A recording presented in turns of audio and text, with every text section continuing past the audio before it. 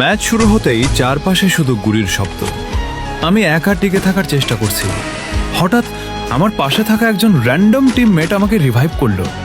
আমি অবাক হয়ে গেলাম, কারণ র্যান্ডম স্কোয়াডে এমন সাহায্য খুব কমই দেখা যায়। ম্যাচ শেষ হতেই সে কোনো কথা না বলে আমাকে ইনভাইট পাঠালো। আমি কিছুক্ষণ ভাবলাম, তারপর কৌতূহল থেকে জয়েন করলাম। স্কোয়াডে ঢুকতেই সে বলল, তুই এখনো আগের মতোই খেলিস, একটুও বদলাস নাই। আমি থমকে গেলাম। তুই আমাকে চিনিস কিভাবে? সে হালকা হেসে বলল, চিনব না কেন, আমরা তো একসময় একসাথে খেলতাম। তারপর সে আমার পুরনো কিছু খেলা স্টাইল, পুরনো ল্যান্ডিং স্পট, এমনকি আমার আগের নিকনেম পর্যন্ত বলে দিল। আমি পুরোপুরি চুপ হয়ে গেলাম।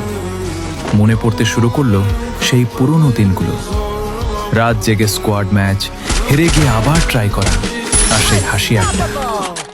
ধীরে ধীরে বুঝতে পারলাম সে সত্যি আমার পুরনো টিমমেট ছিল। আমরা আবার আগের মতো খেলতে শুরু করলাম। মনে হচ্ছিল সময়টা আবার ফিরে এসেছে। কিন্তু ম্যাচ শেষ হওয়ার আগে সে হঠাৎ বলল, ভাই, আজ আমার শেষ ম্যাচ। আমি অবাক হয়ে বললাম, কেন? সে শান্তভাবে বলল, জীবন এখন আর গেম খেলার সুযোগ দেবে না, শুধু শেষবারের মতো পুরনো বন্ধুদের সাথে খেলার ইচ্ছা ছিল। ম্যাচ শেষ হলো, সে অফলাইন হয়ে গেল। আমি তার প্রোফাইল চেক করলাম, দেখলাম সে আগেই আমার ফ্রেন্ড লিস্টে ছিল আর 3 বছর ধরে অফলাইন। সেদিন আমি বুঝলাম, সবাই হারিয়ে যায় না, কেউ কেউ শুধু নীরবে দূরে সরে যায়।